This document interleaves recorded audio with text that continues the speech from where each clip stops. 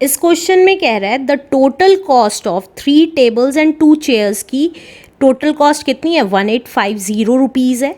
If a table cost, अगर table की cost 75 rupees more than the chair है, chair की कॉस्ट में 75 रुपीज़ ज़्यादा है टेबल की कॉस्ट, तो हमें प्राइस निकालने टेबल और चेयर के।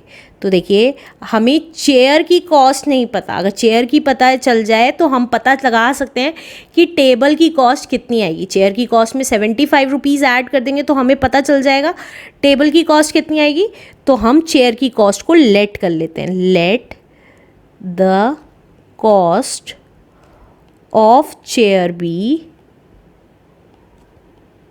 एक्स, एक्स है तो हमें कॉस्ट ऑफ टेबल पता चल गई, कॉस्ट ऑफ टेबल पता चल गई कितनी, चेयर की कॉस्ट में 75 रुपीज़ ऐड करके, राइट।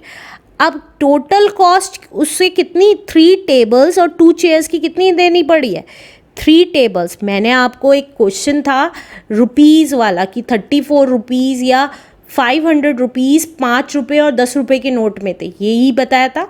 उसमें मैंने एक चीज़ बताई थी कि 5 रुपये के नोट 10 थे तो हमारे पास 50 रुपीज़ बैठ रहे थे। इसी तरीके से अगर मेरे पास 3 टेबल 20 रुपीज़ से हैं तो हमें टेबल की टोटल कॉस्ट पता चल जाएगी। अब यहाँ पे कॉस्ट, टोटल कॉस्ट की ही बात कर रहे हैं, 3 टेबल्स की टोटल कॉस्ट और 2 चेयर्स की टोटल कॉस्ट।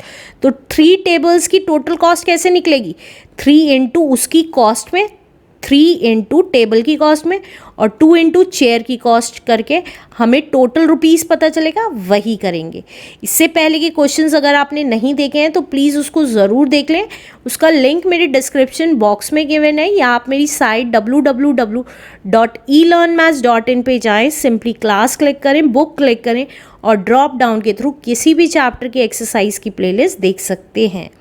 तो अब देखिए 3 इंटू टेबल की कॉस्ट कितनी थी, x plus 75 plus 2 into chair की कॉस्ट कितनी थी, x, और इन दोनों की कॉस्ट मिला के उसको कितने पैसे देने पड़े 1850, राइट।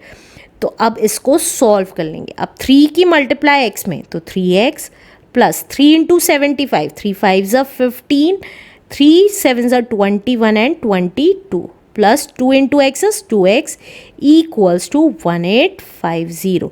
देखिए टोटल कॉस्ट हमेशा टेबल और चेयर की मिला के आएगी, राइट।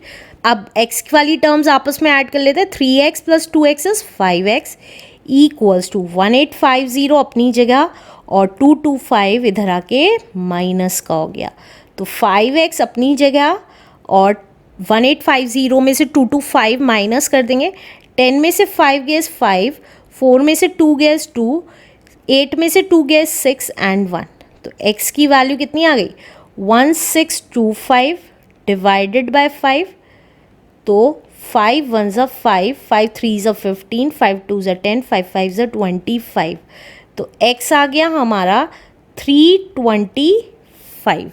तो x हमने किसे माना था, चेयर की कॉस्ट को, तो हमें पता चल गया कॉस्ट ऑफ 1 चेयर कितनी आ गई, दैट इज ₹325, और कॉस्ट ऑफ 1 टेबल कितनी आ जाएगी,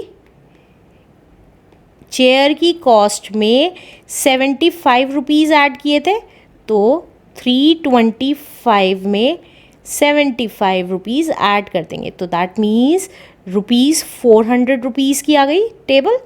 answer. Let's do next question now. इस क्वेश्चन में कह रहा है a man sold an article for ₹495।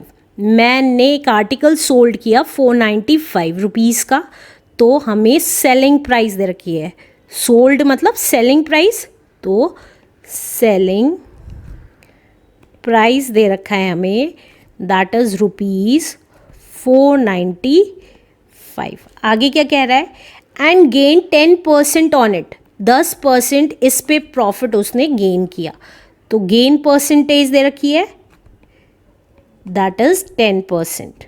आगे क्या कह रहा है, आगे कह रहा है find the cost price of the article, और हमें कॉस्ट प्राइस निकालनी है। तो कॉस्ट प्राइस जब गेन परसेंटेज दी हुई होती है तो कैसे निकलता है, उसका फॉर्मूला होता है 100 upon 100 plus gain percent into SP। SP मतलब सेलिंग प्राइस। तो देखिए 100 अपॉन 100 प्लस गेन परसेंट जो कितना है 10% इनटू सेलिंग प्राइस कितनी है 495। तो ये कितना आ जाएगा 100 अपॉन 110, 100 प्लस 10 इज 110 इंटू 495। अब देखिए जो कैंसिल होता है उसको कैंसिल कर देंगे, एक जीरो से एक जीरो कैंसिल हो गई, 4 4 ज़ा 44 एंड 4 5 ज़ा 45। तो हमारा कितना आ गया, दैट इज रुपीज़, रुपीज़ में आएगा cost price, that is 45 into 10 is 450, right. तो हमारी कॉस्ट प्राइस निकल के आ गई 450 is an answer. Let's do next question now.